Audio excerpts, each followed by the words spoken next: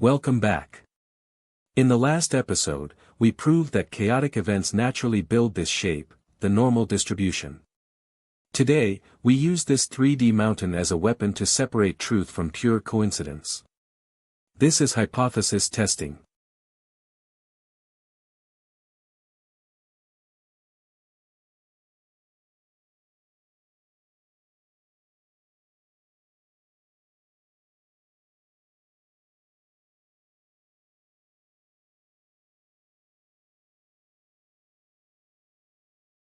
This 3D mountain represents that null hypothesis. Most people's blood pressure naturally lands near the center peak. But occasionally, by pure chance, someone gets much better, landing on the slopes. We give the drug to a test group and measure the results. Let's drop their data onto our mountain. It lands way out here on the extreme edge. Now we have to ask the ultimate statistical question. What are the exact odds of getting a result this extreme, if the drug is actually useless?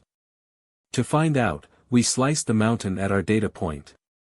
The total volume of this tiny, extreme edge is called the p-value. In science, we draw a line in the sand called alpha, typically set at 5%. If the volume of our slice is smaller than 5%, the result is statistically too extreme to be an accident. Because our p-value is so tiny, we reject the null hypothesis. We have proven mathematically that the drug works. The data didn't land here by chance, the drug physically pushed it here.